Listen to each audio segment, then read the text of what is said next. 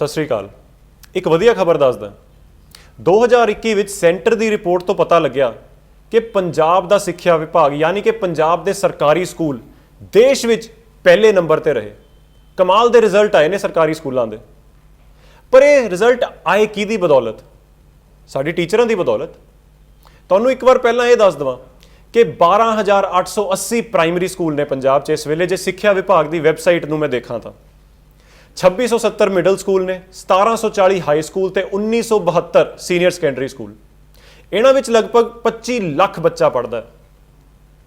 ਤੇ ਤੁਹਾਨੂੰ ਇਹ ਦੱਸ ਦਵਾਂ ਕਿ ਇਹ 25 ਲੱਖ ਬੱਚਿਆਂ ਨੂੰ ਪੜ੍ਹਾਉਣ ਵਾਲੇ ਜਿਹੜੇ ਲਗਭਗ 2.5 ਲੱਖ ਟੀਚਰ ਨੇ, ਉਹਨਾਂ ਚੋਂ ਕਈ ਇਹੋ ਜਿਹੇ ਵੀ ਨੇ ਜਿਹੜੇ ਸਿਰਫ 6000 ਤਨਖਾਹ ਲੈ ਰਹੇ ਨੇ। ਪੰਜਾਬ ਦੇ ਮੈਰੀਟੋਰੀਅਸ ਸਕੂਲ, ਸਮਾਰਟ ਸਕੂਲ, ਪਤਾ ਨਹੀਂ ਕੀ ਕੁਛ ਇਹਨਾਂ ਨੇ ਸਕੀਮਾਂ ਜੀਆਂ ਬਣਾਤੀਆਂ। ਕਿਸੇ ਤਰ੍ਹਾਂ ਰਿਜ਼ਲਟ ਵੀ ਆ ਗਏ ਨੇ ਬਹੁਤ ਵਧੀਆ, ਪਰ ਇਹਨਾਂ ਟੀਚਰਾਂ ਦਾ ਹਾਲ ਕੌਣ ਪੁੱਛੂਗਾ? ਤੁਸੀਂ ਆਪ ਜ਼ਰੂਰ ਦੇਖਿਆ ਹੋਣਾ, ਕਈ ਟੀਚਰ ਟੈਂਕੀਆਂ ਤੇ ਚੜ੍ਹ ਰਹੇ ਨੇ, ਧਰਨੇ ਲਾ ਰਹੇ ਨੇ, ਹਾਈਵੇ ਬਲੌਕ ਕਰ ਰਹੇ ਨੇ, ਕਈਆਂ ਤੇ FIR ਹੋ ਰਹੀ ਹੈ। ਕਿਸੇ ਦੇ ਨਾਲ ਪਿਛਲੀ ਇਲੈਕਸ਼ਨ ਵੇਲੇ ਕਪਤਾਨ ਸਾਹਿਬ ਆਪ ਆ ਕੇ ਬਹਿ ਗਏ ਸੀਗੇ। ਨਵਜੋਤ ਸਿੰਘ ਸਿੱਧੂ ਦਿੱਲੀ ਜਾ ਕੇ ਬੈਠ ਰਹੇ ਨੇ, ਪਰ ਇਹ ਨਹੀਂ ਦੇਖ ਰਹੇ ਕਿ ਇੱਥੇ ਵੀ ਕਈ ਬੈਠੇ ਨੇ। ਉਧਰੋਂ ਕੇਜਰੀਵਾਲ ਸਾਹਿਬ ਆ ਕੇ ਸਾਡੇ ਟੀਚਰਾਂ ਨਾਲ ਇੱਥੇ ਬਹਿ ਰਹੇ ਨੇ। ਇਲੈਕਸ਼ਨ ਆ ਗਈ ਹੈ ਤਾਂ ਸਰਗਰਮੀ ਤਾਂ ਬਹੁਤ ਹੈ, ਪਰ ਫਿਰ ਵੀ ਟੀਚਰਾਂ ਦੀ ਗੱਲ ਕੋਈ ਨਹੀਂ ਸੁਣ ਰਿਹਾ। 6000 ਮਹਿਜ਼ 6000 ਰੁਪਏ ਤੇ ਕਿੰਨੇ ਸਾਲਾਂ ਤੋਂ ਇਹ ਟੀਚਰ ਕਈ ਕੰਮ ਕਰ ਰਹੇ ਨੇ। ਸੋ ਅੱਜ ਦਾ ਐਪੀਸੋਡ ਇਹਨਾਂ ਟੀਚਰਾਂ ਲਈ ਹੈ।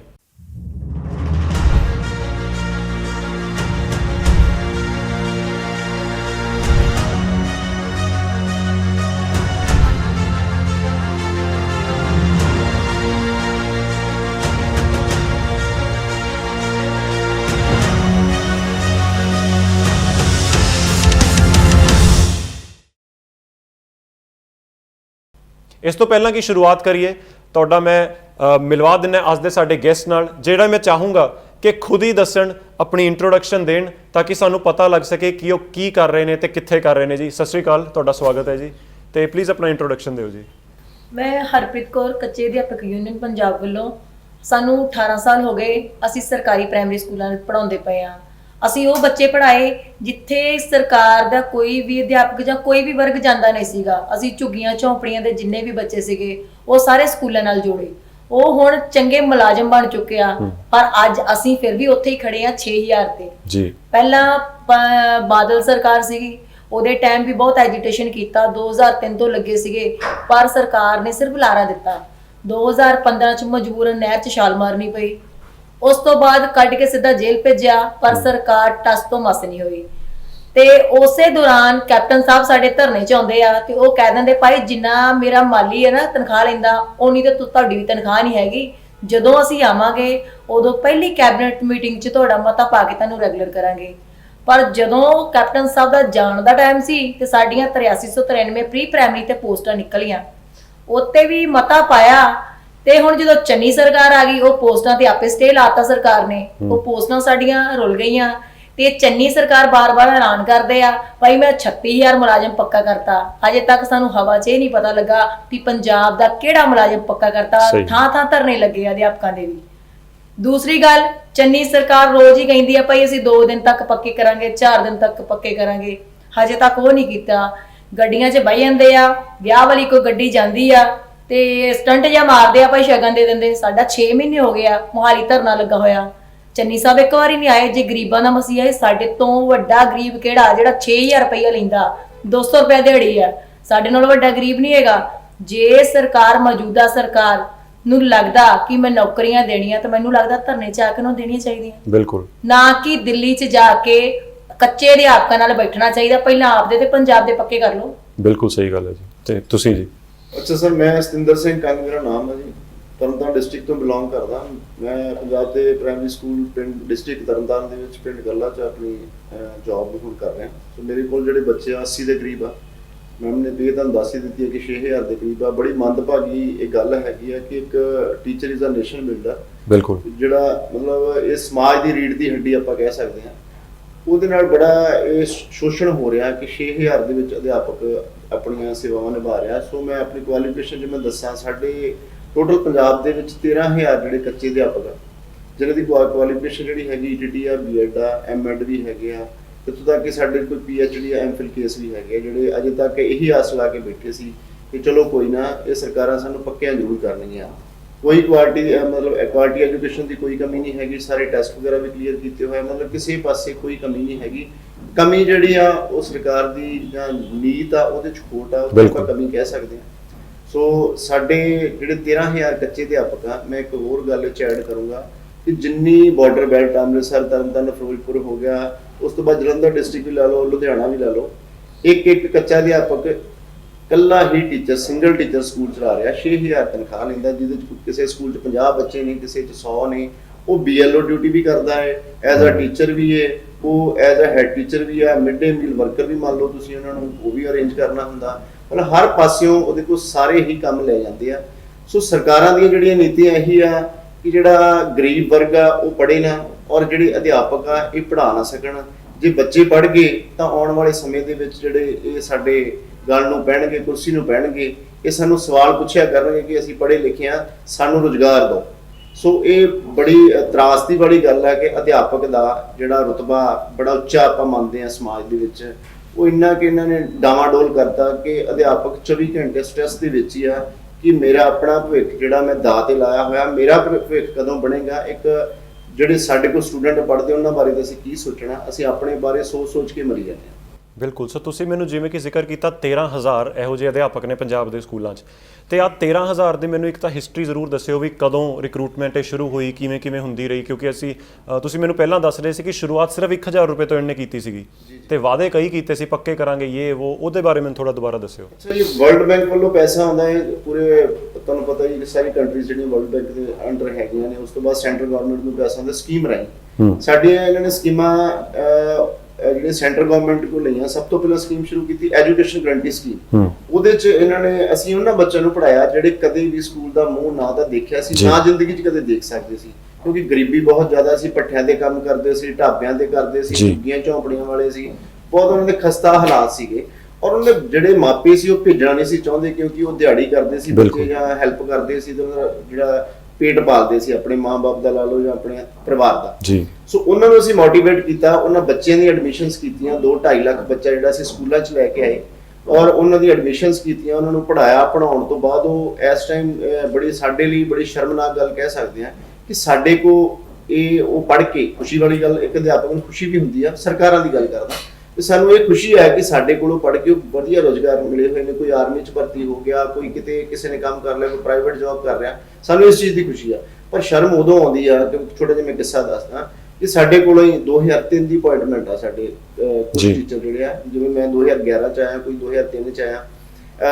EGS ਐਜੂਕੇਸ਼ਨ ਗਰੰਟੀ ਸਕੀਮ ਜਿਹੜੀ 2003 'ਚ ਚੱਲੀ, ਉਦੋਂ ਵਰਲਡ ਬੈਂਕ ਦਾ ਪੈਸਾ ਆਇਆ ਸੈਂਟਰ ਗਵਰਨਮੈਂਟ ਨੂੰ, ਸੈਂਟਰ ਗਵਰਨਮੈਂਟ ਨੇ ਵਿੱਚੋਂ ਜੋ ਖਾਣਾ ਸੀ ਉਹ ਖਾ ਕੇ ਅੱਗੇ ਦਿੱਤਾ, ਉਹ ਗਰੀਬ ਲੋਕਾਂ ਤੱਕ ਪਹੁੰਚਿਆ। ਉਹਦੇ 'ਚੋਂ ਸਾਨੂੰ 1,000 ਰੁਪਏ ਜਿਹੜੀ ਸੈਲਰੀ ਆਪਾਂ ਕਹਿ ਸਕਦੇ, ਸੈਲਰੀ ਨਹੀਂ ਕਹਿੰਦੇ, ਮਾਣ ਭੱਤਾ ਦਿੱਤਾ ਜਾਂਦਾ ਸੀਗਾ। ਔਰ ਉਸ ਤੋਂ ਬਾਅਦ ਇਹ ਜਿਹੜੀ ਗਰੰਟੀ ਸਕੀਮ ਜਿਹੜੀ ਖਤਮ ਕੀਤੀ ਪਿੱਛੋਂ ਸੈਂਟਰ ਗਵਰਨਮੈਂਟ ਨੇ, ਫਿਰ ਇਹਨਾਂ ਨਵਾਂ ਨਾਮ ਚੇਂਜ ਕਰਤਾ, ਅਲਟਰਨੇਟਿਵ ਇਨੋਵੇਟਿਵ ਐਜੂਕੇਸ਼ਨ। ਉਹਦੀ ਇਹਨਾਂ ਨੇ ਗ੍ਰਾਂਟ ਲਈ, ਉਹਦੇ ਵਿੱਚ ਸਾਡੀ ਸੈਲਰੀ ਜਿਹੜੀ ਇਹਨਾਂ 2,000 ਕਰਤੀ। ਉਸ ਤੋਂ ਬਾਅਦ STR ਇਹਨਾਂ ਨੇ ਨਾਮ ਦਿੱਤਾ, ਸਪੈਸ਼ਲ ਟ੍ਰੇਨਿੰਗ ਰਿਸੋਰਸ, ਉਹਦੇ ਵਿੱਚ 3,500 ਤਨਖਾਹ ਤੋਂ ਇਹਨਾਂ ਨੇ ਸ਼ੁਰੂ ਕੀਤਾ। ਚਲੋ ਉਹਦੇ 'ਚ ਹੁਣ ਟੀਚਰ ਤਾਂ ਭਰਤੀ ਹੁੰਦੇ ਗਏ ਔਰ ਪ੍ਰੋਪਰ ਐਡਵਰਟਾਈਜ਼ਮੈਂਟ ਦੇ ਨਾਲ ਪਿੰਡਾਂ 'ਚ ਇਹ ਕਿਹਾ ਗਿਆ ਕਿ ਜਿਹੜਾ ETT ਔਰ BEd ਟੀਚਰ ਨੇ ਜਾਂ ਜਿਨ੍ਹਾਂ ਨੇ ਕੀਤੀ ਹੋਈ ਹੈ ਬੇਰੁਜ਼ਗਾਰ ਨੇ, ਉਹ ਫਾਈਲਾਂ ਦੇਣ, ਔਰ ਪ੍ਰੋਪਰ ਚੈਨਲ ਰਾਹੀਂ ਸਾਡੀ ਭਰਤੀ ਹੋਈ ਹੈ, ਜਿਨ੍ਹਾਂ ਦੇ ਸਭ ਤੋਂ ਵੱਧ ਨੰਬਰ ਸੀਗੇ ਪਿੰਡ ਦੇ ਵਿੱਚ, ਔਰ ਉਹਨਾਂ ਦੀ ਅਪਾਇੰਟਮੈਂਟ ਹੋਈ ਸੀ। ਚਲੋ ਤੇ ਇਹ ਟੋਟਲ 2003 ਤੋਂ ਲੈ ਕੇ 2011 ਤੱਕ ਅਸੀਂ 13,000 ਸਾਡੀ ਗਿਣਤੀ ਬਣ ਗਈ। 11 ਤੋਂ ਬਾਅਦ ਇਹਨਾਂ ਸਕੀਮ ਖਤਮ ਕਰਤੀ। ਸਾਡੀ ਸੈਲਰੀ ਜਿਹੜੀ ਹੈ ਐਜੂਕੇਸ਼ਨ ਤੋਂ ਬਾਅਦ ਇਹਨਾਂ ਨੇ 6,000 ਕੀਤੀ, ਔਰ ਉਹਦੇ ਲਈ ਸਾਨੂੰ ਕਾਫੀ ਜਦੋਜਹਿਦ ਕਰਨੀ ਪਈ, ਜਿਹਦੇ 'ਚ ਅਸੀਂ ਜੇਲ੍ਹਾਂ ਵੀ ਕੱਟੀਆਂ। ਇਹ ਮੈਮ ਹੁਣਾਂ ਨੇ ਨਹਿਰ 'ਚ ਛਾਲ ਵੀ ਮਾਰਨੀ ਪਈ, ਬਠਿੰਡਾ ਜੇਲ੍ਹ, ਨਾਭਾ ਜੇਲ੍ਹ, ਫਰੀਦਕੋਟ ਜੇਲ੍ਹ, ਲਗਾਤਾਰ ਅਸੀਂ ਜੇਲ੍ਹਾਂ ਵੀ ਕੱਟੀਆਂ। ਅਕਾਲੀ ਸਰਕਾਰ ਨੇ ਵੀ 10 ਸਾਲ ਸਾਨੂੰ ਚੰਗਾ ਮਤਲਬ ਸਾਡਾ ਸ਼ੋਸ਼ਣ ਕੀਤਾ। ਇਹ ਜਿਹੜੇ ਤੁਸੀਂ ਜੇਲ੍ਹਾਂ 'ਚ ਗਏ ਹੋ ਸਿਰਫ ਸੰਘਰਸ਼ ਕਰਨ ਲਈ ਸੀ ਜਾਂ ਕੁਝ ਹੋਰ, ਤੁਸੀਂ ਕੋਈ ਹੋਰ ਲਾਅ ਤੋੜਿਆ, ਕੁਝ ਐਵੇਂ ਦੀ ਗੱਲ ਸੀ? ਦੇਖੋ, ਲਾਅ ਕੁਛ ਨਹੀਂ ਸੀ ਹੁੰਦਾ। ਜਦੋਂ ਕੋਈ ਸੁਣਵਾਈ ਨਾ ਹੋਵੇ ਤਾਂ ਅਸੀਂ ਉਹਨਾਂ ਦੇ ਘਰਾਂ ਦੇ ਬਾਹਰ ਬੈਠਦੇ ਸੀ ਜਾ ਕੇ ਵੀ ਸਾਨੂੰ ਸੁਣੋ, ਸਾਡੀ ਫਰਿਆਦ ਲੈ ਕੇ। ਸੋ ਲੋਕਤੰਤਰੀ ਤੁਹਾਡਾ ਸੰਘਰਸ਼ ਰਿਹਾ? ਹਾਂ। ਸੋ ਉੱਥੋਂ ਹੀ ਚੱਕ ਲੈਣਾ, ਇਹਨਾਂ ਨੂੰ ਜੇਲ੍ਹ ਦੇ ਵਿੱਚ ਭੇਜਦੇ ਰਿਹਾ, ਮਤਲਬ ਪਰਚੇ ਅੱਜ ਵੀ ਚੱਲਦੇ ਆ ਸਾਡੇ ਉੱਪਰ। ਉਸ ਤੋਂ ਬਾਅਦ ਕੈਪਟਨ ਸਾਹਿਬ ਸਾਡੇ ਧਰਨਿਆਂ 'ਚ ਆ ਕੇ ਖੁਦ ਬੈਠੇ, ਉਹਨੇ ਕਿਹਾ ਕਿ ਜਿਹੜਾ ਮਾਲੀ ਹੈ ਨਾ ਮੇਰਾ, ਉਹ ਵੀ ਤੁਹਾਡੇ ਤੋਂ ਵੱਧ ਤਨਖਾਹ ਲੈਂਦਾ। ਜੀ। ਤੁਹਾਡਾ ਬਹੁਤ ਸ਼ੋਸ਼ਣ ਹੋ ਰਿਹਾ। ਮੈਂ ਪਹਿਲੀ ਕੈਬਨਿਟ ਦੇ ਵਿੱਚ ਸੱਤਾ ਚ ਆਉਣ ਤੋਂ ਬਾਅਦ ਤੁਹਾਡਾ ਮੈਂ ਪ੍ਰੋਪਰ ਹੱਲ ਕਰੂੰਗਾ, ਤੁਹਾਨੂੰ ਰੈਗੂਲਰ ਕਰੂੰਗਾ। ਅੱਛਾ 4.5 ਸਾਲ ਹੁਣ ਲੰਘ ਗਏ ਨੇ ਉਹਨਾਂ ਦੇ, ਉਹ ਤਾਂ ਨਹੀਂ ਰਹੇ, ਹੁਣ ਤਾਂ ਚਲੇ ਗਏ ਸਾਰੇ ਆਪਣੀ ਜਿਹੜੀ ਸੀਗੀ ਪਾਰਟੀ ਛੱਡ ਕੇ ਕੋਈ ਨਵੀਂ ਜੁਆਇਨ ਕਰ ਗਏ। ਪਰ ਸਾਡਾ ਜਿਹੜਾ ਅੱਜ ਵੀ ਅਸੀਂ ਹਾਲਾਤ ਸਾਡੇ ਉਹੀ ਨੇ। ਉਸ ਤੋਂ ਬਾਅਦ ਚੰਨੀ ਜੀ ਆਏ ਨੇ, ਇਹਨਾਂ ਦੇ ਤੁਸੀਂ ਐਲਾਨ ਦੇਖ ਲਓ ਜੀ, ਨਿਤ ਨਵੇਂ ਐਲਾਨ ਆ। ਜਿਹੜੇ ਅਧਿਆਪਕ ਆ ਉਹਨਾਂ ਵੱਲ ਕੋਈ ਧਿਆਨ ਨਹੀਂ ਹੈਗਾ। ਸਕੂਲਾਂ 'ਚ ਜਾਂਦੇ ਨੇ, ਮੈਂ ਫਿਰ ਤੁਹਾਨੂੰ ਰਿਪੀਟ ਕਰ ਰਿਹਾ ਵੀ ਕੱਲਾ ਜਿਹੜਾ ਸਾਡਾ ਸਿੰਗਲ ਟੀਚਰ ਜਿਹੜੇ ਕੱਚੇ ਅਧਿਆਪਕ ਆ ਉਹੀ ਸਕੂਲ ਚਲਾ ਰਿਹਾ 6000 ਦੇ ਉੱਪਰ। ਉਹ ਨਹੀਂ ਦੇਖਦੇ ਇਹਨਾਂ ਨੂੰ, ਸਿੱਧੂ ਸਾਹਿਬ ਨੂੰ ਜਾਂ ਚੰਨੀ ਸਾਹਿਬ ਨੂੰ। ਬਾਹਰ ਜਾ ਕੇ ਦਿੱਲੀ 'ਚ ਜਾ ਕੇ ਉਹਨਾਂ ਨੂੰ, ਉਹਨਾਂ ਦੇ ਜਿੰਨੇ ਵੀ ਐਜੂਟੇਸ਼ਨ ਕਰ ਰਹੇ, ਚਾਹੇ ਉਹ ਕੋਈ ਵੀ ਗੈਸਟ ਟੀਚਰ ਹੈ ਜਾਂ ਕੋਈ ਵੀ ਹੈ, ਉਹਨਾਂ ਦੀ ਸਪੋਰਟ ਕਰ ਰਹੇ ਜਾ ਕੇ। ਬਟ ਸਾਰੀ ਯੂਨੀਵਰਸਿਟੀ ਚੰਡੀਗੜ੍ਹ ਦੇ ਵਿੱਚ ਬੈਠੀ ਹੋਈ ਆ, ਮੋਹਾਲੀ 'ਚ ਬੈਠੀ ਹੋਈ ਆ। 172 ਦਿਨ ਹੋ ਗਏ ਸੀ ਇੱਥੇ ਧਰਨਾ ਲਾ ਕੇ ਬੈਠੇ ਹੋਏ ਆ। 6 ਜਿਹੜੇ ਆ ਡਿਪਾਰਟਮੈਂਟ ਆ ਉਹ ਅਸੀਂ ਬੰਦ ਕੀਤੇ ਹੋਏ ਗੇਟ ਆ, ਜਿਹਦੇ 'ਚ ਪੰਜਾਬ ਇਹਨਾਂ ਦਾ ਸਿੱਖਿਆ ਬੋਰਡ ਦਾ ਗੇਟ ਬੰਦ ਕੀਤਾ ਹੋਇਆ। 85 ਦਿਨ ਛੱਤ ਦੇ ਉੱਪਰ ਸਾਡੇ 3 ਸਾਥੀ ਰਹੇ ਆ। ਹੁਣ ਕੱਲ ਰਾਤ ਮੈਮ ਸੀਗੇ, ਇਹ 6ਵੀਂ 7ਵੀਂ ਬਿਲਡਿੰਗ ਦੇ ਉੱਪਰ ਇਹ ਚੜੇ ਸੀਗੇ। ਸਵੇਰੇ ਧੱਕੇ ਨਾਲ ਪੰਜਾਬ ਪੁਲਿਸ ਨੇ ਇਹਨਾਂ ਨੂੰ ਨੀਚੇ ਉਤਾਰਿਆ, ਪ੍ਰਸ਼ਾਸਨ ਨੇ, ਔਰ ਕੁੱਟ ਦੇ ਥੱਲੇ ਲੈ ਕੇ ਆਏ ਆ। ਬਹੁਤ ਬੁਰੇ ਹਾਲਾਤ ਆ। ਹੁਣ ਅੱਜ ਦੀ ਡੇਟ ਦੇ ਵਿੱਚ ਵੀ ਸਾਡੇ ਸਾਥੀ ਜਿਹੜੇ ਆ ਚੰਡੀਗੜ੍ਹ ਪੁਲਿਸ ਨਾਲ ਭਿੜ ਰਹੇ ਆ। ਕਰੀਏ ਕੀ, ਮਜਬੂਰੀ ਆ ਕਿ 6000 ਚ ਗੁਜ਼ਾਰਾ ਨਹੀਂ ਹੁੰਦਾ। 6000 ਦੇ ਵਿੱਚ ਨਾ ਤਾਂ ਤੁਸੀਂ ਚੰਗੇ ਪਿਤਾ ਬਣ ਸਕਦੇ ਆ, ਨਾ ਆਪਣੇ ਮਾਂ-ਬਾਪ ਦੇ ਇੱਕ ਸੁਪੁੱਤਰ ਬਣ ਸਕਦੇ ਆ, ਨਾ ਆਪਣਾ ਸਮਾਜ ਦੇ ਵਿੱਚ ਵਧੀਆ ਜੀਵਨ ਬਤੀਤ ਕਰ ਸਕਦੇ ਆ। 6000 ਚ ਬਣਦਾ ਕੀ ਆ? ਇੱਕ ਆਸ ਲੈ ਕੇ ਚੱਲੇ ਸੀ ਕਿਤੇ ਨਾ ਕਿਤੇ ਜਾ ਕੇ ਹੱਲ ਹੋਏਗਾ, ਸੁਣਵਾਈ ਹੋਏਗੀ। ਇੱਕ ਉਹ ਕਹਾਵਤ ਆ ਕਿ ਬਾਹਰੀ ਸਾਲੀ ਕਹਿੰਦੇ ਹੁੰਦੇ ਆ ਵੀ ਰੂੜੀ ਦੀ ਵੀ ਸੁਣੀ ਜਾਂਦੀ ਆ, ਪਰ ਸਾਡੇ ਲਈ ਉਹ ਵੀ ਝੂਠੀ ਸਾਬਤ ਹੋਈ। ਬਿਲਕੁਲ, ਇਹ ਤਾਂ ਮੈਨੂੰ ਲੱਗਦਾ ਕੋਈ ਸ਼ੱਕ ਹੀ ਨਹੀਂ ਹੈ, ਤਾਂ ਦੱਸਣ ਦੀ ਲੋੜ ਹੀ ਨਹੀਂ ਹੈ ਕਿ 6000 ਚ ਕਿਸੇ ਵੀ ਪਰਿਵਾਰ ਦਾ ਗੁਜ਼ਾਰਾ ਨਹੀਂ ਹੋ ਸਕਦਾ। ਖਾਸ ਕਰਕੇ ਤੁਸੀਂ ਜਦੋਂ ਮੈਨੂੰ ਦੱਸਦੇ ਹੋ ਤੁਸੀਂ ਆਪ 10 ਸਾਲ ਤੋਂ ਤੇ ਕੋਈ 18 ਸਾਲਾਂ ਤੋਂ ਵੀ ਇਹੋ ਜੀ ਸੈਲਰੀ ਤੇ ਬੈਠੇ ਨਹੀਂ, 1000 ਤੋਂ ਸ਼ੁਰੂ ਹੋ ਕੇ ਤੁਸੀਂ ਸੰਘਰਸ਼ ਕਰਕੇ 6000 ਤੇ ਆਏ ਹੋ। ਤੇ ਪਾਰਟੀ ਤਾਂ ਆਉਂਦੀ ਰਹਿੰਦੀ ਹੈ, ਦੇਖੋ ਸਰਕਾਰਾਂ ਦੋਵੇਂ ਪਾਰਟੀਆਂ ਇੱਥੇ ਬਣਾਉਂਦੀਆਂ ਰਹੀਆਂ ਤੇ ਤੁਹਾਨੂੰ ਤੁਸੀਂ ਜਿਵੇਂ ਦੱਸਿਆ ਤੁਹਾਡੇ ਨਾਲ ਵਾਅਦੇ ਹੁੰਦੇ ਰਹੇ ਨੇ ਪਰ ਉਹ ਪੂਰੇ ਨਹੀਂ ਹੋਏ। ਪਰ ਮੈਡਮ ਮੈਂ ਸਮਝਣਾ ਚਾਹੁੰਦਾ ਵੀ ਇੰਨੀ ਲਾਚਾਰੀ ਕਿ ਬੰਦਾ ਮਰਨ ਤੇ ਆ ਜਾਂਦਾ। ਸਰਕਾਰਾਂ ਜਿਹੜੀਆਂ ਕੋਈ ਜਿਹੜਾ ਮਰਨ ਵਾਸਤੇ ਜਿਹੜਾ ਨਾ ਮਜਬੂਰ ਹੁੰਦਾ ਕਿ ਕੋਈ ਸ਼ੌਂਕ ਨੂੰ ਸੜਕਾਂ ਤਾਂ ਨਹੀਂ ਉਤਰਦਾ, ਪਰ ਸਰਕਾਰਾਂ ਜਿਹੜੀਆਂ ਮਜਬੂਰ ਕਰ ਦਿੰਦੀਆਂ ਕਿ ਕੋਈ ਨਾ ਕੋਈ ਹਬੀ ਨਵੀ ਹੋਵੇ। ਹਮੇਸ਼ਾ ਵੇਖਣ ਵਿੱਚ ਆਇਆ ਪਿੱਛੇ ਸਾਡੇ ਜਦੋਂ ਪਹਿਲਾਂ ਅਸੀਂ ਈਟੀਟੀ ਕੀਤੀ ਸੀਗੀ, ਉਦੋਂ ਸਾਡੀ ਸੀਗੀ ਸ਼ਹੀਦ ਕਿਰਨਜੀਤ ਕੌਰ ਜੋ ਕਪੂਰਥਲਾ ਟੈਂਕੀ ਤੇ ਸ਼ਹੀਦ ਹੋ ਗਈ। ਅੱਛਾ, ਉਦੋਂ ਸਾਨੂੰ ਈਟੀਟੀ ਕਰਵਾਈ ਗਈ। ਉਸ ਤੋਂ ਬਾਅਦ ਜਦੋਂ ਸਾਨੂੰ 5000 ਤੇ 2014 ਵਿੱਚ ਰੱਖਿਆ ਗਿਆ, ਉਦੋਂ 18 ਮਹੀਨਿਆਂ ਦੀ ਬੱਚੀ ਸੀਗੀ ਰੂਤ, ਉਹ ਸ਼ਹੀਦ ਹੋ ਗਈ ਜਿੱਤੇ ਦਸੰਬਰ ਮਹੀਨੇ 'ਚ ਪਾਣੀ ਪਾਇਆ ਗਿਆ ਸਰਕਾਰ ਵੱਲੋਂ। ਤੇ ਜਦੋਂ ਵੀ ਕੋਈ ਐਦਾਂ ਦੀ ਕੁਰਬਾਨੀ ਹੁੰਦੀ ਆ, ਸਰਕਾਰ ਫਿਰ ਸਟੰਟ ਕਰਦੀ ਆ, ਫਿਰ ਕੁਝ ਦਿੰਦੀ ਆ। ਉਵੇਂ ਸਰਕਾਰ ਟਸ ਤੋਂ ਮਸ ਨਹੀਂ ਹੁੰਦੀ। ਪਤਾ ਨਹੀਂ ਇਹ ਵੋਟਾਂ ਦਾ ਸਟੰਟ ਹੈ, ਪਤਾ ਨਹੀਂ ਕੀ ਆ। ਜੇ ਸਰਕਾਰ ਚਾਹੇ ਤੇ ਸਾਰਾ ਕੁਝ ਕਰ ਸਕਦੀ ਆ, ਪਰ ਸਰਕਾਰ ਜਿਹੜਾ ਕਰਨਾ ਨਹੀਂ ਚਾਹੁੰਦੀ। ਬਿਲਕੁਲ ਸਹੀ ਗੱਲ ਹੈ ਤੁਹਾਡੀ। ਤੇ ਤੁਸੀਂ ਮੈਨੂੰ ਦੱਸ ਰਹੇ ਸੀ ਕੁਝ ਸਕੂਲ ਜਿਵੇਂ ਸਿੰਗਲ ਟੀਚਰ ਸਕੂਲ ਵੀ ਨੇ ਤੇ ਉਹ ਇਸ ਵੇਲੇ ਧਰਨੇ ਤੇ ਨੇ, ਸੋ ਉਹ ਸਕੂਲ 6 ਮਹੀਨੇ ਤੋਂ ਹੁਣ ਬੰਦ ਪਏ ਨੇ। ਬਿਲਕੁਲ ਜੀ, ਸਾਨੂੰ ਤਾਂ ਇਸ ਗੱਲ ਦੀ ਬੜਾ ਦੁੱਖ ਆ ਇਸ ਚੀਜ਼ ਦਾ ਕਿ ਉਹ ਮਾਪੇ ਸਾਡੇ ਨਾਲ ਦਿਲੋਂ ਅਟੈਚ ਨੇ। ਬੱਚੇ ਅਸੀਂ ਉਹਨਾਂ ਨੂੰ ਮਿਸ ਕਰਦੇ ਹਾਂ। ਇਸ ਧਰਨੇ ਦੇ ਵਿੱਚ 6 ਮਹੀਨੇ ਹੋ ਗਏ ਅਸੀਂ ਬੈਠੇ ਹੋਏ ਆ ਇੱਥੇ। ਸੋ ਪ੍ਰੋਪਰ ਤੌਰ ਤੇ ਅਸੀਂ ਕਹਿ ਸਕਦੇ ਹਾਂ ਬਿਲਕੁਲ ਸਕੂਲਾਂ ਦੇ ਤਾਲੇ ਲੱਗੇ ਹੋਏ ਨੇ। ਚਾਬੀਆਂ ਜਿਹੜੀਆਂ ਅਸੀਂ ਫੜਾ ਕੇ ਉੱਥੇ ਮਿਡ ਡੇ ਮੀਲ ਵਰਕਰ ਨੂੰ ਫੜਾਈਆਂ ਹੋਈਆਂ, ਉਹ ਵੀ ਨਹੀਂ ਸਕੂਲ ਜਾਂਦੇ।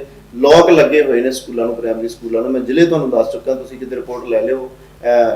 ਪ੍ਰੈਸ ਜਾਂਦੀ ਰਹੀ ਹੈ ਉੱਥੇ, ਉਹਨਾਂ ਨੇ ਸਾਰੀ ਕਵਰੇਜ ਵੀ ਕੀਤੀ ਹੋਈ ਹੈ। ਤਰਨਤਾਰਨ, ਅੰਮ੍ਰਿਤਸਰ ਦੇ ਵਿੱਚ, ਫਿਰੋਜ਼ਪੁਰ 'ਚ ਔਰ ਲੁਧਿਆਣੇ 'ਚ, ਜਲੰਧਰ 'ਚ ਇਹੋ ਜਿਹੇ ਬਹੁਤ ਬਲਾਕਸ ਹੈਗੇ ਜਿਹਨਾਂ 'ਚ ਸਿੰਗਲ ਟੀਚਰ ਨੇ ਔਰ ਸਾਡੇ ਸਾਥੀ ਜਿਹੜੇ ਔਰ ਲਗਾਤਾਰ ਸੰਘਰਸ਼ ਦੇ ਵਿੱਚ ਨੇ। ਔਰ ਦੇਖੋ ਹੁਣ 6000 ਦੇ ਵਿੱਚ ਗੁਜ਼ਾਰੇ ਤਾਂ ਹੈ ਨਹੀਂ, 15 ਸਾਲ ਗਾਲਤੇ ਆ। ਆਪਣਾ ਜਿਹੜਾ 골ਡਨ ਪੀਰੀਅਡ ਸੀਗਾ ਉਹ ਇਸ ਡਿਪਾਰਟਮੈਂਟ ਨੂੰ ਅਸੀਂ ਦਿੱਤਾ। ਹੁਣ 6000 ਚ ਗੁਜ਼ਾਰਾ ਤਾਂ ਹੁੰਦਾ ਨਹੀਂ। ਹੁਣ ਸੀਗਾ ਵੀ ਜਾਂ ਕਰੋ ਜਾਂ ਮਰੋ ਦੀ ਨੀਤੀ ਆ। ਸੋ ਇਸ ਨੀਤੀ ਦੇ ਤਾਂ ਅਸੀਂ ਚੱਲੀ ਜਾਂਦੇ ਹਾਂ ਕਿ ਅਸੀਂ ਪੂਰਾ ਜ਼ੋਰ ਲਾ ਦਈਏ ਇੱਕ ਵਾਰੀ। ਸ਼ਾਇਦ ਇਹਨਾਂ ਜਿਹੜੀਆਂ ਗੂੰਗੀਆਂ ਬੋੜੀਆਂ ਸਰਕਾਰਾਂ ਇਹਨਾਂ ਦੇ ਕੋਈ ਇਹਨਾਂ ਨੂੰ ਸਮਝ ਆ ਜਾਏ ਕਿ ਵਾਕਿਆ ਜਿਹੜਾ ਅਧਿਆਪਕ ਆ ਇਹਨਾਂ ਦਾ ਇਹ ਰਾਈਟ ਬਣਦਾ ਕਿ 6000 ਚ ਗੁਜ਼ਾਰਾ ਨਹੀਂ ਹੁੰਦਾ, ਕਿਉਂਕਿ ਬਾਕੀ ਇਹਨਾਂ ਨੇ ਵਾਅਦੇ ਕੀਤੇ ਹੋਏ ਆ। ਜਿਹੜੀ ਵੋਟਾਂ ਲੋਕਾਂ ਨੇ ਪਾਈਆਂ ਕੈਪਟਨ ਨੂੰ ਨਹੀਂ ਪਾਈਆਂ ਸੀ, ਇਹ ਕਾਂਗਰਸ ਸਰਕਾਰ ਨੂੰ ਪਾਈਆਂ ਸੀਗੀਆਂ ਔਰ ਕਾਂਗਰਸ ਦੇ ਕੈਪਟਨ ਸਾਹਿਬ ਨਹੀਂ ਰਹੇ। ਬਾਕੀ ਕਾਂਗਰਸ ਦੀ ਬਟਾਲੀਅਨ ਸਾਰੀ ਉੱਦਾਂ ਹੀ ਬੈਠੀ ਹੋਈ ਹੈ, ਸਾਰੀ ਮਿਨਿਸਟਰੀ ਇਹਨਾਂ ਦੀ ਬੈਠੀ ਹੋਈ ਆ। ਰਹੀ ਗੱਲ ਪ੍ਰਗਟ ਸਿੰਘ ਜੀ ਦੀ, ਉਹਨਾਂ ਨੂੰ ਬੜੀ ਵਾਰ ਅਸੀਂ ਮਿਲ ਚੁੱਕੇ ਹਾਂ। ਜੇ ਆਪਾਂ ਗੱਲ ਕਰੀਏ ਸੀਐਮ ਸਾਹਿਬ ਚੰਨੀ ਸਾਹਿਬ ਦੀ, ਤਾਂ ਬਹੁਤ ਵਾਰ ਉਹਨਾਂ ਨੂੰ ਮਿਲ ਚੁੱਕੇ ਹਾਂ। ਡੇਲੀ ਮੰਨ ਕੇ ਚਲੋ ਅਸੀਂ ਮਿਲਦੇ ਹਾਂ, ਕਿਉਂਕਿ ਸਾਰੀਆਂ ਜ਼ਿਲ੍ਹਿਆਂ ਦੇ ਵਿੱਚ ਸਾਡੀਆਂ ਕਮੇਟੀਆਂ ਬਣੀਆਂ ਹੋਈਆਂ ਨੇ, ਸਾਡੀ ਯੂਨੀਅਨਸ ਹੈਗੀਆਂ ਨੇ। ਔਰ ਜਿੱਥੇ ਵੀ ਹੁਣ ਐਲਾਨ ਕਰਨ ਜਾਂਦੇ ਆ, ਡੇਲੀ ਐਲਾਨ ਹੀ ਕਰਦੇ, ਕੰਮ ਤਾਂ ਅਜੇ ਤੱਕ ਕੀਤਾ ਕੋਈ ਨਹੀਂ। 36000 ਮੁਲਾਜ਼ਮਾਂ ਵਾਲਾ ਵੀ ਜਿਹੜਾ ਤੋਹਫਾ ਕਹਿ ਰਹੇ, ਬੜੇ ਵੱਡੇ ਬੋਰਡ ਲਾਏ ਹੋਏ ਇਹਨਾਂ ਨੇ ਪੂਰੇ ਪੰਜਾਬ ਦੇ ਵਿੱਚ। ਉਹ 36000 ਚ ਕਿਹੜੇ ਆਉਂਦੇ? ਜਾਂ ਤਾਂ ਲਾਹੌਰ, ਪਾਕਿਸਤਾਨ, ਕਰਾਚੀ, ਪਿਸ਼ਾਵਰ ਵਾਲੇ ਹੋਣਗੇ। ਸਾਡੇ ਪੰਜਾਬ ਦਾ ਤਾਂ ਕੋਈ ਵੀ ਨਹੀਂ, ਕੋਈ ਜ਼ਿਲ੍ਹੇ ਵਾਲਾ ਨਹੀਂ, ਕੋਈ ਇਹੋ ਜਿਹਾ ਬੰਦਾ ਹੀ ਨਹੀਂ ਹੈਗਾ ਜਿਹੜਾ ਬਾਂਹ ਖੜੀ ਕਰਕੇ ਕਹਿ ਦੇ ਬਿਲਕੁਲ। ਕਿ ਮੈਂ 36000 ਜਿਹੜੇ ਇਹਨਾਂ ਨੇ ਪੱਕੇ ਕੀਤੇ ਉਹਦੇ ਵਿੱਚ ਮੈਂ ਆਉਣਾ। ਸੋ ਇਹਨਾਂ ਦੇ ਵਾਅਦੇ ਜਿਹੜੇ ਆ ਖੋਖਲੇ, ਕੈਪਟਨ ਸਾਹਿਬ ਨੇ ਤਾਂ ਗੁਟਕਾ ਸਾਹਿਬ ਦੀ ਸਹੁੰ ਖਾ ਕੇ ਝੂਠ ਬੋਲੇ ਸੀ ਕਿੱਡੇ, ਉਹਨਾਂ ਦੇ ਸਾਹਮਣੇ ਆ ਗਿਆ ਸਾਰਾ ਕੁਝ। ਇਹ ਚੰਨੀ ਸਾਹਿਬ ਨੇ ਜਿਹੜੇ ਐਲਾਨ ਬੜੇ ਵੱਡੇ ਵੱਡੇ ਕਰ ਰਹੇ ਨੇ, ਪਰ ਇਹਦਾ ਖਾਮਿਆਜਾ ਆਉਣ ਵਾਲੇ ਟਾਈਮ ਦੇ ਵਿੱਚ ਭੁਗਤਣਾ। ਪਰ ਤੁਸੀਂ ਮੈਨੂੰ ਦੱਸ ਰਹੇ ਸੀ ਕਿ ਤੁਸੀਂ ਪ੍ਰਗਟ ਸਿੰਘ ਨੂੰ ਕਈ ਵਾਰ ਮਿਲ ਚੁੱਕੇ ਹੋ, ਚਰਨਜੀਤ ਸਿੰਘ ਚੰਨੀ ਤੁਸੀਂ ਆਲਮੋਸਟ ਹਰ ਰੋਜ਼ ਤੁਸੀਂ ਉਹਨੂੰ ਜਿੱਥੇ ਜਾਂਦੇ ਨੇ ਘੇਰ ਲੈਂਦੇ ਹੋ, ਸੋ ਉਹਨਾਂ ਨੂੰ ਤੁਹਾਡਾ ਬਿਲਕੁਲ ਪੂਰੀ ਤਰ੍ਹਾਂ ਗੱਲ ਚੰਗੀ ਤਰ੍ਹਾਂ ਪਤਾ ਹੈ, ਪਰ ਫਿਰ ਤੁਹਾਨੂੰ ਜਵਾਬ ਅੱਗਿਓਂ ਕੀ ਮਿਲਦਾ? ਦੇਖੋ ਜੀ, ਚੰਨੀ ਸਾਹਿਬ ਦੇ ਨਾ ਦਿਮਾਗ ਦੇ ਵਿੱਚ ਇੰਨੀ ਕੁ ਗੱਲ ਬੈਠ ਗਈ ਹੈ ਕਿ 6000 ਵਾਲੇ ਅਧਿਆਪਕ ਆ ਗਏ, ਕੱਚੇ ਅਧਿਆਪਕ। ਉਹ ਤਾਂ ਮੈਨੂੰ ਲੱਗਦਾ ਰਾਤ ਨੂੰ ਵੀ ਜਦੋਂ ਸੌਂਦੇ ਹੋਣਗੇ ਇਹਨਾਂ ਦੇ ਜ਼ਿਹਨ 'ਚੋਂ ਗੱਲ ਘੁੰਮਦੀ ਹੋਏਗੀ, 6000 ਵਾਲੇ ਅਧਿਆਪਕ ਜਿਨ੍ਹਾਂ ਨੂੰ ਮੈਂ ਰੋਜ਼ ਮਿਲਦਾ। ਸਟੰਟ ਕਰ ਲਈ ਤਾਂ ਉਹ ਜਾਂਦੇ ਆ ਹਰ ਜਗ੍ਹਾ ਹੀ, ਐਲਾਨ ਕਰਨ ਲਈ ਬਹੁਤ ਜਾਂਦੇ ਆ। ਕਦੀ ਕਿਸੇ ਦੇ ਗਰੀਬ ਦੇ ਘਰੇ ਚਲ ਗਏ, ਕਦੀ ਸ਼ੋਅ ਕਰਦੇ ਆ। ਕੋਈ ਵੀ ਗਰੀਬ ਨਹੀਂ ਹੁੰਦਾ, ਮੈਂ ਐਜ਼ ਅ ਟੀਚਰ ਗੱਲ ਕਰਦਾ, ਗਰੀਬ ਕਦੇ ਕੋਈ ਨਹੀਂ ਹੁੰਦਾ। ਜਿਹਨੂੰ ਪ੍ਰਮਾਤਮਾ ਨੇ 2 ਹੱਥ ਦਿੱਤੇ ਆ, ਵਧੀਆ ਸਰੀਰ ਦਿੱਤਾ, ਉਹ ਕਦੇ ਗਰੀਬ ਨਹੀਂ ਹੁੰਦਾ। ਉਹ ਆਪਣੀ ਰੋਟੀ ਕਮਾ ਕੇ ਖਾਂਦਾ ਹੀ ਖਾਂਦਾ। ਸੋ ਇਹ ਬੜੇ ਸਟੰਟ ਕਰ ਰਹੇ ਨੇ ਕਿ ਮੈਂ ਮਾੜਿਆਂ ਦਾ ਮਸੀਹਾ, ਗਰੀਬਾਂ ਦਾ ਮਸੀਹਾ। ਕੋਈ ਮਸੀਹਾ ਨਹੀਂ ਹੈਗਾ, ਸਭ ਝੂਠ ਨੇ, ਫਰੇਬ ਨੇ। ਪ੍ਰਗਟ ਸਿੰਘ ਜੀ ਨਾਲ ਅਸੀਂ ਮਿਲਦੇ ਰਹਿੰਦੇ, ਉਹਨਾਂ ਨਾਲ ਬਹੁਤ ਮੀਟਿੰਗ ਸਾਡੀਆਂ ਹੋਈਆਂ ਨੇ, ਆਪਣਾ ਪ੍ਰਸ਼ਾਸਨ ਨੇ ਕਰਵਾਈਆਂ ਨੇ। ਸੋ ਪ੍ਰਗਟ ਸਿੰਘ ਜੀ ਨੂੰ ਅਸੀਂ ਮਾੜਾ ਨਹੀਂ ਕਹਿੰਦੇ, ਬੜੇ ਵਧੀਆ ਉਹ ਇਨਸਾਨ ਨੇ, ਕਿਉਂਕਿ 10 ਸਾਲ ਉਹਨਾਂ ਨੇ ਲੀਡ ਕੀਤਾ ਆਪਣੇ ਇੰਡੀਆ ਨੂੰ।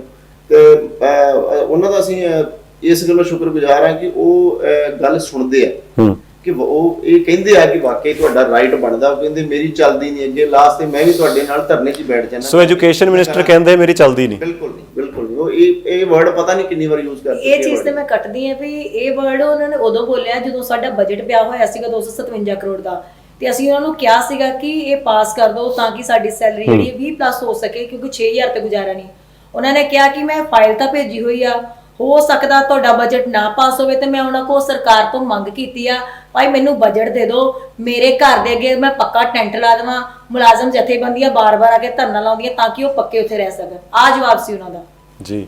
ਤੇ ਚੰਨੀ ਸਾਹਿਬ ਦਾ ਕੀ ਜਵਾਬ ਹੁੰਦਾ ਜਿੰਨੀ ਵਾਰ ਤੁਸੀਂ ਗੱਲ ਕੀਤੀ? ਚੰਨੀ ਸਾਹਿਬ ਬਸ ਐਲਾਨ ਜਿਵੇਂ ਕਰਦੇ ਨੇ ਨਾ, ਬੜੇ ਵੱਡੇ ਐਲਾਨ ਡੇਲੀ ਕਰਦੇ ਨੇ, ਆਪਾਂ ਸੁਣਨ ਨੂੰ ਮਿਲਦੇ, ਆਪਣੀ ਹੈਡਲਾਈਨ ਚੱਲਦੀ ਹੈ ਡੇਲੀ, ਇੱਥੇ ਆ ਕਰਤਾ, ਉੱਥੇ ਆ ਕਰਤਾ। ਸੋ ਉਹ ਸਾਨੂੰ ਜਿਹੜਾ ਗੋਲੀ ਦੀ ਮਿੱਠੀ ਗੋਲੀ ਕਹਿ ਸਕਦੇ ਆਪਾਂ, ਉਹ ਡੇਲੀ ਦਿੰਦੇ ਨੇ ਕਿ ਬਸ ਤੁਹਾਡਾ ਤਾਂ ਹੋ ਗਿਆ ਜੀ, 4 ਦਿਨ 'ਚ ਕਰਤਾ ਜੀ, 2 ਦਿਨ 'ਚ ਕਰਤਾ ਜੀ, ਹੋ ਗਿਆ ਜੀ, ਕਰਦੇ ਲੱਗੇ, ਐਲਾਨ ਕਰਦੇ ਲੱਗੇ। ਇਹ ਮਤਲਬ ਝੂਠ ਸੁਣ ਕੇ ਸਾਨੂੰ ਵੀ ਸ਼ਰਮ ਆਉਂਦੀ ਆ ਵੀ ਇਹ ਉਹੀ ਬੰਦਾ ਜਿਹਨੂੰ ਅਸੀਂ ਡੇਲੀ ਮਿਲਦੇ ਹਾਂ ਔਰ ਡੇਲੀ ਸਾਨੂੰ ਝੂਠ ਬੋਲਦਾ ਹੈ।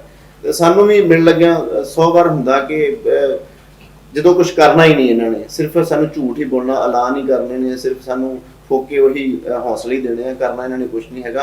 ਫਿਰ ਉਹ ਸਟ੍ਰੈਸ ਦੇ ਵਿੱਚ, ਟੈਨਸ਼ਨ ਦੇ ਵਿੱਚ ਸਾਨੂੰ ਆਹ ਸਟੈਪ ਲੈਣੇ ਪੈਂਦੇ ਆ ਕਿ ਐਜੀਟੇਸ਼ਨ ਦੇ ਵਿੱਚ ਪੰਜਾਬ ਪੁਲਿਸ ਨਾਲ ਟੱਕਰ ਲੈਣੀ, ਚੰਡੀਗੜ੍ਹ ਪ੍ਰਸ਼ਾਸਨ ਨਾਲ ਟੱਕਰ ਲੈਣੀ, ਆ ਟਾਵਰਾਂ ਤੇ ਬਿਲਡਿੰਗਾਂ ਤੇ ਚੜ੍ਹਨ ਨੂੰ ਸਾਡਾ ਕਿਹੜਾ ਦਿਲ ਕਰਦਾ ਕਿਤੇ। ਲਾਸਟ ਸਾਡੇ ਕੋਲ ਕੋਈ ਹਥਿਆਰ ਵੱਜਦਾ ਹੀ ਨਹੀਂ, ਸਾਨੂੰ ਆਹੀ ਜਿਹੜੇ ਹੱਥ ਕੰਡੇ ਫੜਾਉਣੇ ਪੈਂਦੇ ਆ।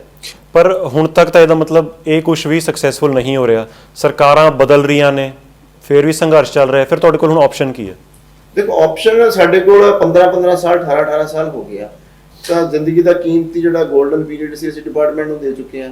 ਸਾਡੇ ਕੋਲ ਹੁਣ ਇਹੀ ਆ ਕਿ ਇੱਕ ਐਜੀਟੇਸ਼ਨ ਕਰ ਲਈਏ ਲਾਸਟ, ਕਿਉਂਕਿ ਪਹਿਲਾਂ ਤੋਂ ਵੀ ਕਰਦੇ ਆਏ ਆ ਜੀ, ਹੁਣ ਤੱਕ ਵੀ ਅਸੀਂ ਕਰ ਰਹੇ ਹਾਂ ਔਰ ਆਉਣ ਵਾਲੇ ਸਮੇਂ 'ਚ ਵੀ ਕਰਦੇ ਰਹਾਂਗੇ, ਕਿਉਂਕਿ ਅਸਲ 'ਚ ਇਹ ਚਾਹੁੰਦੇ ਹੀ ਨਹੀਂ ਹੈ ਕਿ ਐਜੂਕੇਸ਼ਨ ਡਿਪਾਰਟਮੈਂਟ ਔਰ ਹੈਲਥ, ਜਿਹੜੀਆਂ ਬੇਸਿਕ ਨੀਡਸ ਨੇ ਆਪਣੀਆਂ, ਹੈਲਥ ਔਰ ਐਜੂਕੇਸ਼ਨ, ਇਹ ਕਦੇ ਉੱਪਰ ਆ ਜਾਏ। ਕਿਉਂਕਿ ਜੇ ਆਹ ਬੇਸਿਕ ਨੀਡਸ ਲੋਕਾਂ ਦੀਆਂ ਦੋਨੋਂ ਪੂਰੀਆਂ ਹੋ ਗਈਆਂ ਤਾਂ ਵੋਟ ਬੈਂਕ ਜਿਹੜਾ ਕਿਸ ਚੀਜ਼ ਦੇ ਆਧਾਰ ਤੇ ਵੋਟਾਂ ਮੰਗਿਆ ਕਰਨਗੇ। ਸੋ ਇਹਨਾਂ ਦਾ ਇੱਕ ਹੋਰ ਬੜਾ ਵੱਡਾ ਝੂਠ ਮੈਂ ਇੱਥੇ ਤੁਹਾਡੇ ਚੈਨਲ ਰਾਹੀਂ ਦੱਸ ਰਿਹਾ ਕਿ ਪੰਜਾਬ ਜਿਹੜਾ ਤੁਸੀਂ ਦੱਸਿਆ ਹੀ ਸੀਗਾ ਕਿ ਇੰਡੀਆ ਦੇ ਵਿੱਚ ਐਜੂਕੇਸ਼ਨ ਦੇ ਵਿੱਚ ਪਹਿਲੇ ਨੰਬਰ ਤੇ ਆ, ਸਿੱਖਿਆ ਵਿਭਾਗ ਜਿਹੜਾ ਉਹ ਪਹਿਲੇ ਨੰਬਰ ਤੇ ਆ। ਸੋ ਜਿਸ ਸਕੂਲ ਦੇ ਵਿੱਚ ਖਾਣ ਲਈ ਮਿਡ ਡੇ ਮੀਲ ਨਾ ਹੋਵੇ, ਪਾਉਣ ਲਈ ਯੂਨੀਫਾਰਮ ਨਾ ਹੋਵੇ, ਪੜ੍ਹਨ ਲਈ ਕਿਤਾਬਾਂ ਨਾ ਹੋਣ, ਬੈਠਣ ਲਈ ਜਿਹੜਾ ਉਹ ਕਮਰੇ ਨਾ ਹੋਣ, ਉਹ ਹਿਸਾਬੀ ਕਿਤਾਬੀ ਆਪਾਂ ਕਹਿ ਸਕਦੇ ਹਾਂ ਕਿ ਜਿਹੜਾ ਪਹਿਲੇ ਨੰਬਰ ਤੇ ਲੈ ਕੇ ਆਏ ਆ। ਔਰ ਇਹਨਾਂ ਨੇ ਬੜੇ ਉਹਦੇ 'ਚ ਝੂਠ ਫਰੇਬ ਉਹਦੇ 'ਚ ਪਾਲੇ। ਜਿਹੜੇ DGSE ਸਾਡੇ ਸੀਗੇ, ਐਜੂਕੇਸ਼ਨ ਸੈਕਟਰੀ ਕ੍ਰਿਸ਼ਨ ਕੁਮਾਰ ਜੀ, ਬੜੇ ਉਹਨਾਂ ਨੇ ਜ਼ੋਰ ਲਾਇਆ। ਉਹਨਾਂ ਦੀ ਡਿਊਟੀ ਇਹੀ ਸੀ, ਕੈਪਟਨ ਸਾਹਿਬ ਨੇ ਲਾਈ ਕਿ ਤੁਸੀਂ ਕੋਈ ਵੀ ਗੱਲ ਆ ਉੱਥੇ ਕਹਿਣਾ ਪੰਜਾਬ ਪਹਿਲੇ ਨੰਬਰ ਤੇ ਆ, 100% ਰਿਜ਼ਲਟ ਆ, ਤੁਹਾਡੀ ਇਸੇ ਚੀਜ਼ ਤੇ ਹੀ ਤੁਹਾਨੂੰ ਤਨਖਾਹਾਂ ਮਿਲਣਗੀਆਂ। ਕ੍ਰਿਸ਼ਨ ਕੁਮਾਰ ਜੀ ਤਾਂ ਬਹੁਤ ਵਾਹਵਾਹੀ ਹੋਈ ਹੈ ਕਿ ਉਹ ਪੰਜਾਬ ਨੂੰ ਪਹਿਲੇ ਨੰਬਰ ਤੇ ਲਾਏ ਸਕੂਲੀ ਸਿੱਖਿਆ ਨੂੰ। ਦੇਖੋ, ਮੰਨ ਲਿਆ ਤੁਹਾਡੀ ਗੱਲ ਨਾਲ ਮੈਂ ਸਹਿਮਤ ਹਾਂ ਕਿ ਪੰਜਾਬ ਪਹਿਲੇ ਨੰਬਰ ਤੇ ਆ ਗਿਆ, ਪਹਿਲਾਂ ਤਾਂ ਸਰਾਸਰ ਝੂਠ ਹੈ। ਪੰਜਾਬ ਦੇ ਹਾਲਾਤ ਵੇਖੋ ਤੁਸੀਂ, ਮੈਂ ਇਹ ਗੱਲ ਫਿਰ ਰਿਪੀਟ ਕਰਦਾ, ਖਾਣ ਲਈ ਬੱਚਿਆਂ ਦਾ ਮਿਡ ਡੇ ਮੀਲ ਨਹੀਂ, ਪਾਉਣ ਲਈ ਯੂਨੀਫਾਰਮ ਨਹੀਂ, ਕਿਤਾਬਾਂ ਉਦੋਂ ਆਉਂਦੀਆਂ ਜਦੋਂ 6 ਮਹੀਨੇ ਲੰਘ ਜਾਂਦੇ, ਜਦੋਂ ਐਗਜ਼ਾਮ ਹੁੰਦੇ ਉਦੋਂ ਕਿਤਾਬਾਂ ਮਿਲਦੀਆਂ।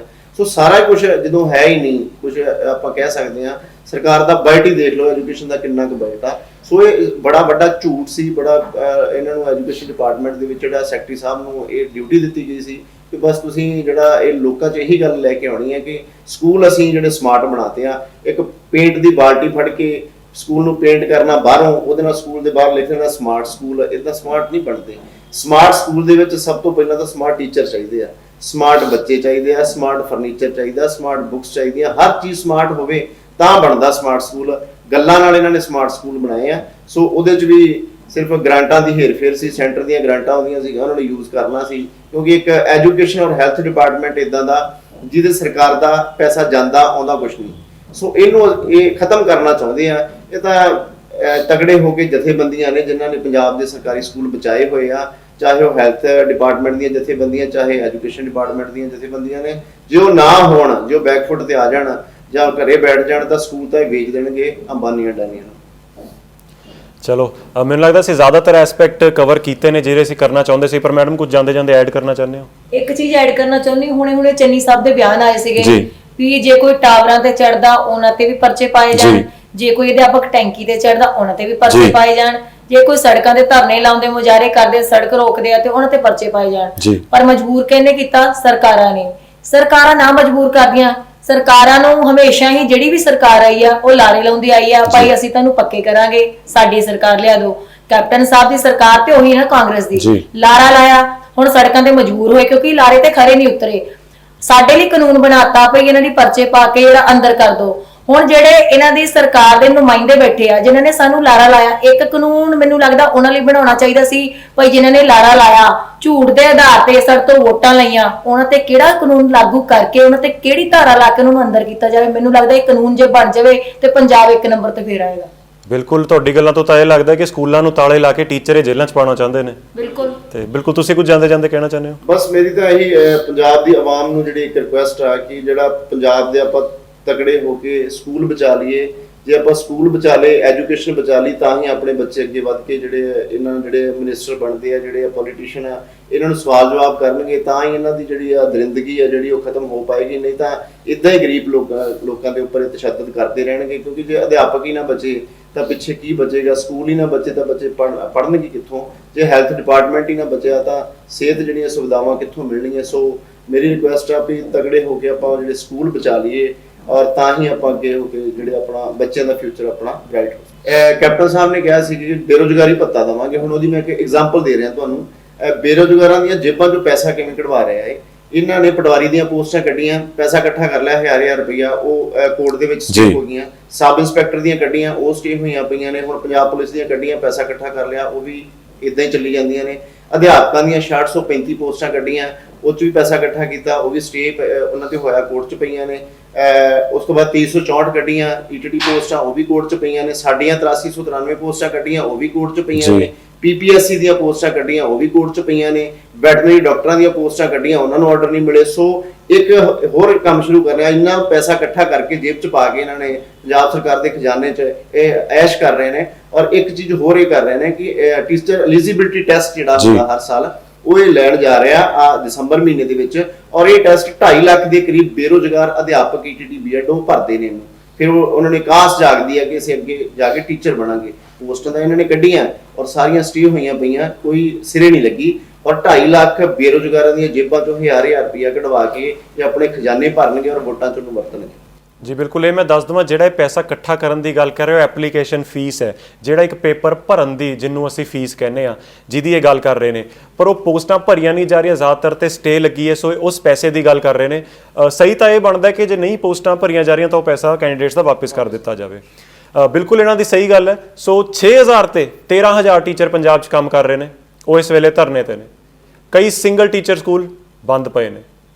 ਨਾਨ ਟੀਚਿੰਗ ਸਟਾਫ ਸਰਵ ਸਿੱਖਿਆ ਅਭਿਆਨ ਦੇ ਤਹਿਤ ਉਹ ਧਰਨੇ ਤੇ ਹੈ। ਉਹਨਾਂ ਨਾਲ ਵਾਅਦੇ ਕੀਤੇ ਗਏ ਵੀ ਤੁਹਾਨੂੰ ਅਸੀਂ ਪੱਕੇ ਕਰਾਂਗੇ, ਨਹੀਂ ਕੀਤਾ। ਉਸ ਤੋਂ ਇਲਾਵਾ ਈਟੀਟੀ ਟੈਸਟ ਹਰ ਸਾਲ ਲਿਆ ਜਾ ਰਿਹਾ ਹੈ, ਨੌਕਰੀਆਂ ਨਹੀਂ ਮਿਲ ਰਹੀਆਂ, ਜਦਕਿ ਇਹ ਮੈਨੂੰ ਦੱਸ ਰਹੇ ਸੀਗੇ ਕਿ 30 ਤੋਂ 40 ਹਜ਼ਾਰ ਅਸਾਮੀਆਂ ਹਜੇ ਵੀ ਟੀਚਰਾਂ ਦੀਆਂ ਸਕੂਲਾਂ 'ਚ ਖਾਲੀ ਪਈਆਂ ਨੇ, ਉਹ ਧਰਨੇ ਤੇ ਨੇ। ਸੋ ਪੰਜਾਬ ਪਹਿਲੇ ਨੰਬਰ ਤੇ ਕਿਵੇਂ ਆਇਆ ਸਕੂਲੀ ਸਿੱਖਿਆ 'ਚ, ਇਹ ਤਾਂ ਮੈਨੂੰ ਲੱਗਦਾ ਸਾਡੇ ਅਫਸਰ ਜਾਂ ਪੋਲੀਟੀਸ਼ੀਅਨ ਹੀ ਦੱਸ ਸਕਦੇ ਨੇ। ਸੋ ਇਹ ਹਾਲ ਨੇ ਸਾਡੇ ਸਕੂਲੀ ਸਿੱਖਿਆ ਦੇ, ਤੇ ਇਹ ਹਾਲ ਹੈ ਉਹਨਾਂ ਮੁਲਾਜ਼ਮਾਂ ਦਾ ਜਿਹੜੇ ਉਹਨਾਂ ਨੂੰ ਅਵਲ ਨੰਬਰ ਤੇ ਪਹੁੰਚਾ ਸਕਦੇ ਨੇ, ਜਿਹੜੇ ਉਹਨੂੰ ਸਮਾਰਟ ਸਕੂਲ ਬਣਾ ਸਕਦੇ ਨੇ ਤੇ ਬਣਾ ਰਹੇ ਨੇ, ਜਾਂ ਮੈਰੀਟੋਰੀਅਸ ਉਹਨਾਂ ਨੂੰ ਬਣਾ ਰਹੇ ਨੇ। ਇਸੇ ਤਰ੍ਹਾਂ ਤੁਹਾਡੇ ਅੱਗੇ ਅਸੀਂ ਇਹਨਾਂ ਦੇ ਮੁੱਦੇ ਲੈ ਕੇ ਆਉਂਦੇ ਰਵਾਂਗੇ। ਤੁਸੀਂ ਦੇਖਦੇ ਰਹੋ ਪੰਜਾਬ ਟੁਡੇ।